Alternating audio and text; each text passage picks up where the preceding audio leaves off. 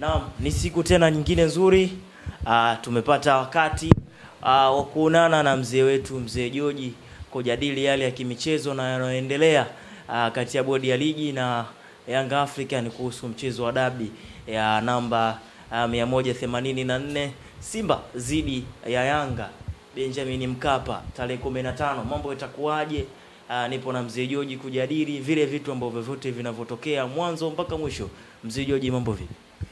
Mambo salama, tunamshukuru Mungu. Tumeamka salama. Naona wiki hii imekuwa iliyopita na hii iliyoanza, mambo ni mengi sana. Hasa kuhusu dabi, kuhusu migogoro mbalimbali. TFF na Yanga, Simba nao wanaibuka. Kwa hiyo mambo ni mengi kiasi ambacho hata sisi wadau wa mpira tunavurugikiwa, tunaojiuliza kulikoni? Mpira wetu utakuwepo au utakuwepo? Au ndio unaelekea kufa? Na kwa nini ufe? Sababu ni nini? Ili tunusuru mpira huu, nini kifanyike? Sasa na serikali ishajinasua, haitahusika na lolote.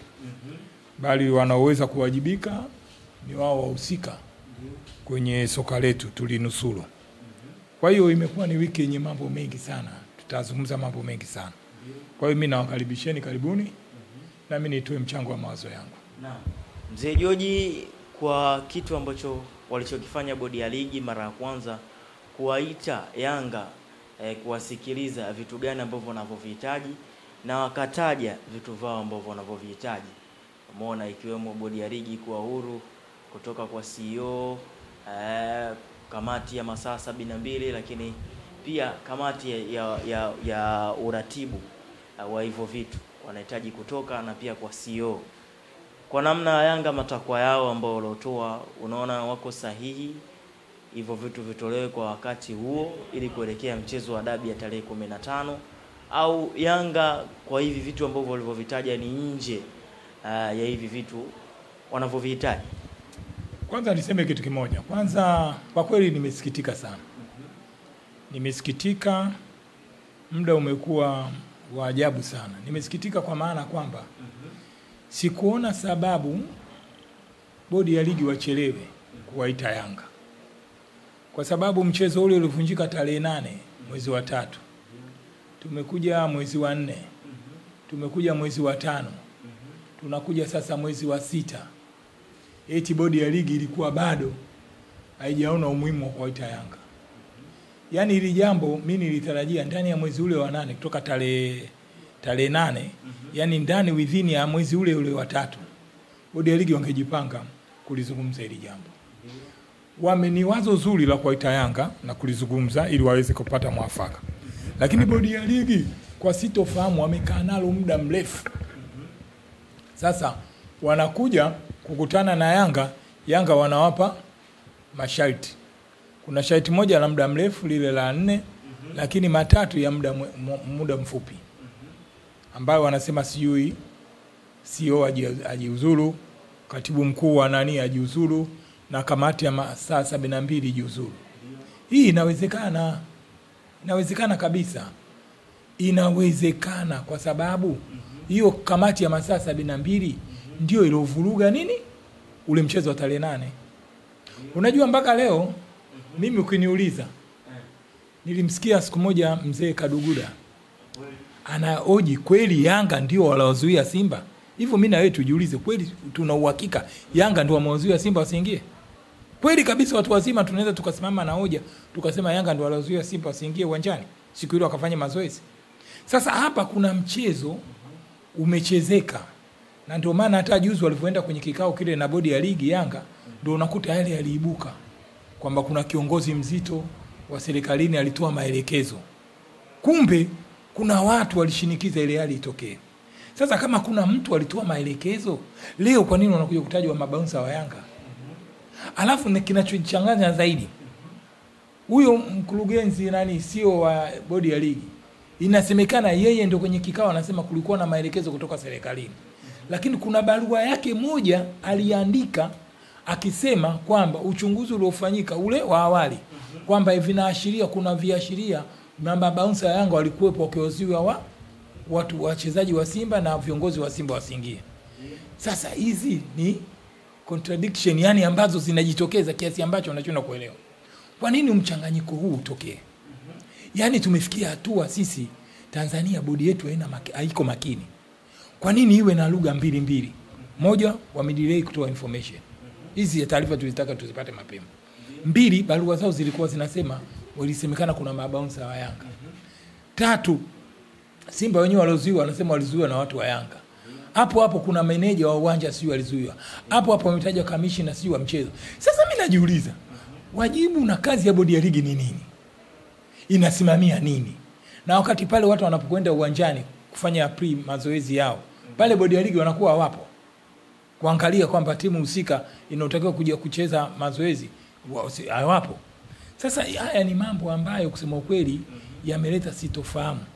Na ndio maana sasa hivi hali imekuwa mbaya, na sio mbaya tu, imekuwa chafu sana, kwa sababu mpaka Yanga wanafikia hatua ya kusema hivi, hatuna imani na CEO wa bodi ya ligi, hatuna imani na katibu mkuu wa TFF, hatuna imani na kamati ya 72 ya bodi ya ligi. Haya, hizi ni hoja zina mashiko, na si kwa sababu ya Yanga watapata faida. Sio kwa sababu Yanga itapata faida. Watapata faida hata na timu zilizokuwa mikoani zinazoshiriki ligi kuu. Kwa sababu hizo timu ndio zinaonewa sana na marefali. Timu hizo ndio zinaonewa sana na maamuzi. Timu hizo zinaonewa sana na makadi mekundu. Timu hizo zinafanywa uhuni wa kila aina kupitia hizo timu zetu kubwa za hapa mjini. Sasa hichi wanachokipendekeza Yanga ni kuunusuru mpira wetu wa Tanzania. Kuunusuru mpira wetu kabisa, kwa sababu mpira wetu unaanza kuchezewa. Mpira wetu umeanza kuchafuliwa. Manake imefikia hatua sasa Yanga wanajibizana na bodi ya ligi na nani wanajibu. Haya, tuangalie. Bodi Yanga walishatoa taarifa kwamba hivi mbele ya bodi ya ligi kwamba ule mchezo wa tarehe 15 hatuchezi, labda ukipangiwa siku nyingine itakayofaa, na mapendekezo yetu haya yakatekelezwa. Na bodi ya ligi wakaamua kwamba hivi watayafanyia kwa muda wa haraka zaidi kwa maelekezo yaliyotoka. Lakini unaona baada ya kile kikao, sio wa bodi ya ligi kaja na maneno yake, Yanga wakaja kucrash yale maneno. Maana yake kilichozungumzwa kwenye kikao ni vitu viwili tofauti. Sasa ama viongozi kama mmekubaliana mnaenda kuzungumza ajenda fulani na msimamo huo hivi na hivi, kwa nini tusiwe wazi kwenye jamii inaupenda mpira? Sasa unakuta kuna yani nilichogundua mimi, kuna maneno ya bodi ya ligi ya kujinasua wasionekane kwamba nini kilichokubaliana, na Yanga wamesimama kwenye msimamo wao. Maana yake hapa inaonyesha kabisa bado ile bodi ya ligi na kamati ya masaa 72 na viongozi waliotajwa bado wana uhitaji wa kuendelea kuwa madarakani. Kwa hali hii iliyotokea, ndugu mwandishi, hii ya sasa hivi iliyotokea, hata ukiwa na akili ndogo, bodi ya ligi na wajibu kabisa kujiuzuru. Tena sio bodi ya ligi, hata na shirikisho lenyewe kabisa. Hali imekuwa mbaya sana. Kwa sababu gani? Hii ya malumbano sasa hivi mtandao au media ni nani sasa imepanuka. Haya yanayotokea ya malumbano dunia inasikia. Wenye mpira wa FIFA wanaona, kafu wanaona haya na lumbano. Tuna hosti chani, tuna hosti siyo Afcon, si ndio? Kwa madudu haya wenye mpira wao wanasikia kwa madudu haya. Hii ni kuletea taifa aibu. Hata ile sifa ya ligi bora isiyo ya 5 siyo ya 4 barani Afrika siyo duniani haipo tena. Haipo. Kwa sababu kuna vitu tumejiwekea kanuni, tumejiwekea utaratibu, afu havifuatwi. Sasa hii haipo. Hii tunajiweka kwenye hatari moja mbaya sana. Na hao walioshikilia madaraka wanachongangania kungatuka. Hiyo wangengatuka hii na kuondoka, hii hali inakuwa shwari ndani ya dakika 10 tu. Watu wakitanganya baada ya dakika 10 hicho shwari, Simba shwari, Yanga shwari, kila kitu. Lakini angalia kinachoendelea sasa hivi. Yanga ndio ana host ule mchezo na ndio mwenyeji. Na yeye ndio anatakiwa atangaze viingilio, yeye ndio anatakiwa brand uwanja, yeye ndio anatakiwa atoe kila kitu, afanye kila kitu, maandalizi nini na nini, kila kitu. Na Simba mgeni akija apate nafasi ya kwenda kutraining kabla siku ya mechi. Hebu angalia upande wa pili wa Simba wanaokuja na kauli. Jana wametoa barua, wanatoa maelezo kwamba wanahimiza bodi ya ligi itangaze nini viingilio. Simba nani kwenye mchezo huu? Simba nani? Lini Simba akasimama akawahimiza bodi ya ligi au Yanga wakawahimiza bodi ya ligi kwenye mchezo wa Simba mwenyeji wakasema wakatoe viingilio? Manake tunatengeneza kama nongwa. Sioni sababu kwenye mgogoro huu ambao Simba amepata favor mpaka ukaahirishwa, leo wakajiingiza wakaanza kutoa matamshi. Wanahimiza watu tiketi zilizotumika sijui tarehe 8 ziendelee kutumika. Nani kawaambia? Sasa unaona mpira unachafuliwa kwa namna hiyo. Katika hiyo barua ya Simba nao wanaungana wakati mwingine na Yanga eti kuwasapoti Yanga kwamba zile taarifa bodi ya ligi ambayo taarifa haijatoka wanatakiwa itoke. Sasa kweli wewe Simba kuna management hapa, kuna watu wasomi, kuna viongozi kina Mangu, kuna viongozi wa Simba wamechaguliwa wenye weledi, wanamtuma msemaji wao wenyewe wanatoa taarifa kama ile ambayo inajicontradict wenyewe kwa wenyewe. Sasa huko ndo kuchafuka kwa mpira. Na ndio maana umekuta wazee wa Yanga walitamka, viongozi wa Yanga kupitia wanachama. Maana viongozi wa Yanga sasa hivi wanasikiliza matakwa ya wanachama. Wameongea pale, sasa hivi watu wametulia. Malumbano haya Simba hataki kuyaingilia. Yeye ni mdau lakini anatakiwa kuyaingilia. Yanga wapambani na Simba pale. Yanga wanapambana na bodi ya ligi. Wale papala na viongozi wa TFF. Haya, wametoa ripoti, inasemekana ripoti ipo. Ambayo inaonekana ripoti kuna mkuu kiongozi mmoja wa serikali alitoa maelekezo. Wasubiri ripoti. Maana sasa hivi hatima ya kutolewa ripoti itatoka tu. Mimi na hakika itatoka. Unaona? Sasa mimi naona sasa hivi tunakuelekea mpira unachafuka, mpira unaharibiwa. Yaani mpira tuelekee tunaenda wapi? Tuna mashindano makubwa tutahosti, lakini babu haya mambo yanaendelea na wenye mpira wao wanasikia, wanaona kinachoendelea. Mimi ni waombe. Narudia tena. Bodi ya ligi, shirikisho la mpira wetu TFF pamoja na kamati ya masaa 72 wawe waungwana. Wao sio wa kwanza kukaa pale. Walikuwa viongozi wengi wamepita. Amepita Elimamli, ameondoka. Wamepita kina Malinzi, wameondoka. Wamepita kina Tenga, wameondoka. Wamepita kina Lage, wameondoka. Wamepita kina Ndolanga, wameondoka. Ifike basi wenye mpira wao. Jamii imeshasema ili kuinusuru nchi yetu. Kunusuru machafuko yasiokuwa na maana. Tunakwenda kwenye uchaguzi mkuu wa kuchagua viongozi wetu wa kiserikali. Hii wajinusuru tu, waachie ngazi. Waachie kwani ili amani itulie ndani ya dakika 10. Kuliko sasa tukaanza tunakuelekea kubaya. Wewe angalia kama jana yale malumbano, bandika bandua. Yanga anatoa hichi, TFF anatoa hichi. Yanga anatoa hichi, mdhamini anatoa hichi. Yanga anatoa hichi, sio nani anatoa hichi. Tunakwenda wapi? Yanga wana haki kudai zawadi zao zaidi ya misimu 3. Wana haki. Bodi nani TFF wasingetafuta malumbano. Jamani, kama ile barua yao walitoa mara kwanza kwamba mtu wa mahesabu wenu aje hapa tukague naye, watoe majibu atatolewa baadaye. Kama walivyokuwa wanasema ripoti itatolewa baadaye. Mbona watu walikaa kimya? Wakasema ripoti ya mchezo kualishwa tarehe 8 itatolewa baadaye. Mbona watu wamekaa kimya zaidi ya miezi 3-4? Kwani lile la jana linaoendelea si wangeweza kutumia busara tu kusema basi tuendelee kuangalia mchakato ili kuaje nini na nini? Kwa sababu hilo jambo lilikuwa la muda mrefu. Sasa tunakuelekea ni kubaya. Na kunasikitisha na inasikitisha zaidi kama hilo liloibikwa zawadi ya ubingwa. Mimi kwa uelewa wangu najua zawadi za ubingwa hata kama TFF waliamua kuwakata Yanga kupitia pesa zao za ubingwa wa Federation. Basi kama kulikuwa na makubaliano, mimi nafikiri mara nyingi fedha zile zinakatwa kwenye gate collection. Ndio zinakwenda huko. Lakini zawadi sasa hivi inaonekana hela za mabingwa hao wakija kutokea zitakuwa zinakuwa ended na shirikisho. Ndio hayo madhara yake. Sasa ingependeza kabisa hata kama next time finali itakaichezwa. Nani mdhamini CRDB Bank, na muomba CRDB Bank na management ya CRDB naiomba sana. Sasa hivi zawadi watoe wenyewe. Pale nani bingwa anapopatikana wanachukua undi ya mfano wa bao wanawakabidhi Yanga au Simba au Azam au timu yote itakayofanikiwa, alafu TFF labda wapewe mdhamana tu wa kusimamia ligi yawe mashindano na kupanga ratiba na vitu vingine, kama vitahitaji hela watapewa, lakini swala la zawadi ya mtu wapewe. Kwa sababu kama inatokea kumbe wachezaji wanatakiwa walipiwe vibali kupitia TFF, afu TFF wanatumia pesa hiyo hiyo aliyopata Yanga kuioz ili kitokea wao wanaikata. It's not fair. It's not fair. Sio makubaliano. Sasa hili limetia aibu. Hata kwa shirikisho lenyewe limewaletea aibu.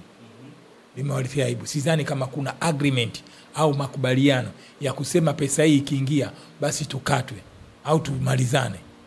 Mimi sidhani kama kuna agreement. Lakini kama kuna agreement, kwa nini hili swali lisingeendelea kwa kimya kimya mpaka linatoka hadharani? Kwa sababu wameona wenzetu make sasa hivi wao unamwaga mboga na sisi tunamwaga ugali.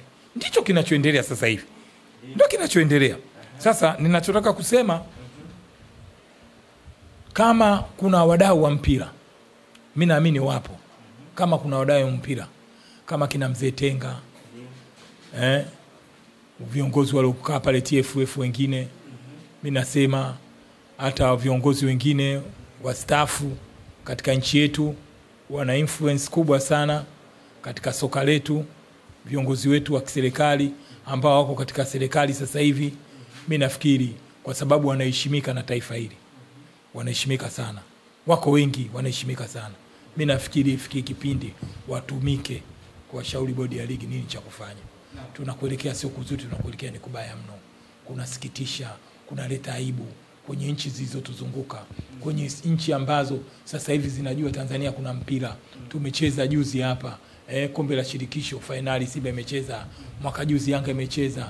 Tumefika kwenye hatua nyingi, tumekuwa timu tishio Simba na Yanga kwenye mashindano haya ya CAF Federation, CAF Champion Leagues. Sasa hivi hata viongozi wa CAF FIFA wanatutambua kuna timu kubwa. Sasa hivi tunakuelekea kubaya. Mimi naomba kabisa ifike hatua sasa hivi TFF, viongozi wetu wa mpira wakae wajitafakari. Kwa sababu kuna maneno tulishasikia TFF walikaa na bodi ya ligi wakawa na shinikizana, sijui wajiuzuru, sijui utoke nini, wachukue hatua za maamuzi, bado wameendelea kugoma. Na kugoma huku, mimi narudia tena, huku kuna kusababisha kugoma ni maslahi mazuri wanayopata pale. Pale bodi ya ligi kuna maslahi mazuri sana, mimi naamini.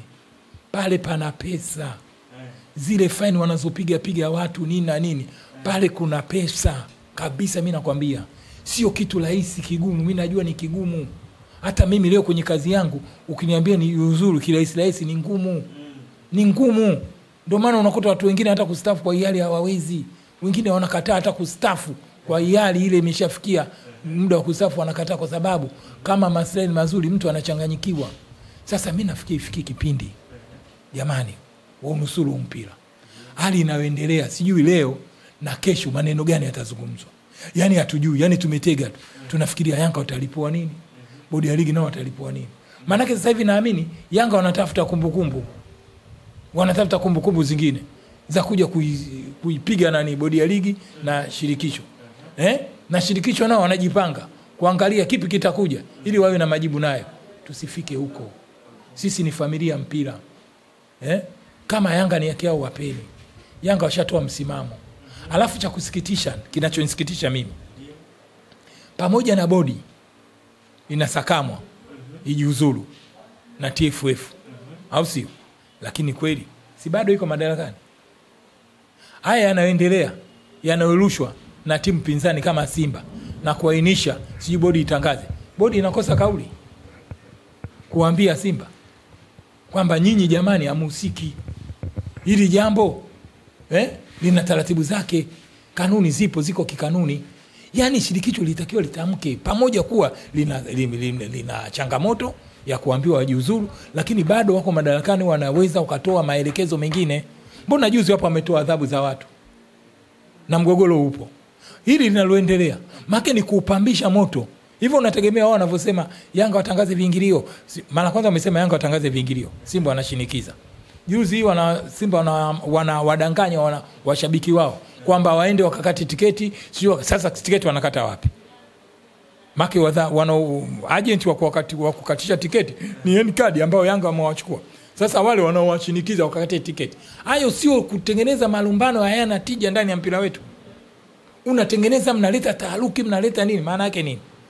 Sasa tunakuelekea sio kuzuri. Watu tumekosa subira, watu wamekosa subira. Kile kinachoongelewa na Yanga, wametoka kuongea wazee Yanga, wameweka mikakati yao. Upande wa pili umedakia. Na wazee wa Yanga wako wazungumzia Simba hapa. Wala kuwataja Simba. Wamezungumzia bodi ya ligi, wamezungumzia TFF nini na nini. Upande wa pili wamerukia. Wametafuta majibu ya kutoa. Wameenda nani, Yanga wameitwa bodi ya ligi kwenda kwenye kikao.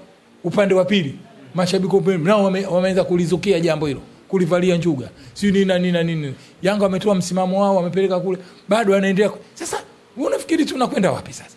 Yaani tumekuwa kama watoto wadogo. Tumekuwa kama watoto wadogo. Sasa mimi nasema Yanga wale wamesimamia msimamo wao. Na mimi Yanga na waunga mkono. Yanga ndio watakuwa wakombozi wa uongozi wa mpira nchini. Haya yanayofanyika, hata ukija viongozi wengine kuja kukaa pale, watakuwa wanajua kufuata kanuni, kufuata taratibu. Haikuwa sababu ya msingi mpaka leo tunasema sababu ya msingi ile mechi kuahirishwa. Chanzo ni hicho. Mzizi ni ule. Na Yanga naye anaangalia kama haikuwa sababu ya msingi na hii mechi imeonga tarehe 15. Sasa wewe mechi, hebu fikirieni. Ripoti wamekalia bodi ya ligi. Madhaifu mengine, ripoti wamekalia. Kumbe wanayo. Wamekaa zaidi ya miezi 3. Tunaenda 4. Wamekurupuka, wamekuja kupanga mchezo tarehe 15. Alafu wanaopanga mchezo, alafu baadaye wanakuja kuwaita nani? Yanga wakae naye. Ni vyema bodi ya ligi ilitakiwa wakae na Yanga, wakubaliane mchezo wenu nyinyi ndio hosti, mtaufanya tarehe ngapi, siku gani, muda gani. Yanga kama wanataka mpira kupeleka Gombani Pemba, au wanataka kupeleka Nyamagana. Maana uwanja wa Taifa juzi ulifungiwa hapa, tukaambiwa hivi kafu walizuia. Sio lazima ucheze pale. Mwenye kumiliki, mwenye host ana host mchezo, si anaweza kachagua uwanja. Nyinyi mnalazimisha Taifa. Mmeambiwa mechi ya Yanga wanataka kuicheza Taifa, labda Zanzibar au Gombani Pemba. Au Chalinze. Sio kote Yanga wanaweza kapeleka. Lakini sasa angalia, wao wameanza kutanguliza kupanga mechi, alafu wanaoita Yanga imebakia siku 7. Hicho wanaoita Yanga wazungumze, unatarajia nini? Alafu wao wanakuja na jibu kwamba kwa muda huu mfupi. What is that? Wana maana gani? Yaani pale hakuna watu wenye weledi pale wa kuongoza management ya mpira kabisa, kusema hicho kipange hicho kipange hicho. Kipindi kile nilisema bodi walichelewa. Wazo lao la kuita Yanga ni zuri, lakini walichelewa. Itakiwa kipindi kile baada ya tarehe 8, tarehe 10, 15, 20 wangewaita Yanga. Ndio ni tukae. Jamani, kuliko hili jambo lingeisha, lisingefika kama kuna kufikia. Jambo limekaa, limezungumzwa, limefanywa. Afrika Sizi alikuwa linaongelewa tena. Juzi walipopanga tarehe likaibuka tena. Sasa tunaenda wapi? Sasa hivi unasikia watu mpaka wengine wanaenda mahakamani, wanarudishwa, wanaambiwa nendeni mkapeleke malalamiko. Hebu fikiria tunaenda wapi? Viongozi wa bodi baada ya Yanga kurudishwa kule kazi, wameendelea kutoa maneno mabovu ya kashfa kina Mguto, bado wako pale. Tuache bodi ya ligi, hata Mguto mwenyewe kama Mguto mwenyewe binafsi ambaye hana mwakilishi wa timu yoyote. Kweli anashindwa kusema hivi, kupunguza makali, ngoja ni step down. Kwani wali pale viongozi wa mpira waliowekwa pale TFF, yani wale waliumbiwa kuongoza bodi ya ligi maisha yao yote? Au wao wamejiwekea himaya kwamba hivi watatawala pale milele, hawatatoka? Kwa sababu haya mazingira ya bodi ya ligi waliamini wataendelea kukaa pale. Ndio yale mazingira yaliyotengenezwa, alianzisha Mangungu kwenye mkutano wa TFF kwamba waliona Mangungu Karia anastahili kuendelea tena, wabadilishe katiba ili apate kipindi kingine cha kuongoza. Maana yake na bodi yake ingeendelea kuwepo. Sasa hatutaki. Hata Karia mwenyewe kama muda wake ulifika, kanuni kwa hiyo hatutaki badilisho. Na kujua Yanga tulimsupport kwamba endelee kipindi kile, kumbe ndo kaja kuchafua mpira wetu. Sisi hatutaki. Sasa nataka tumalize hili mzee George. Yanga wanasema wamedai miaka 3 wanawadai TFF.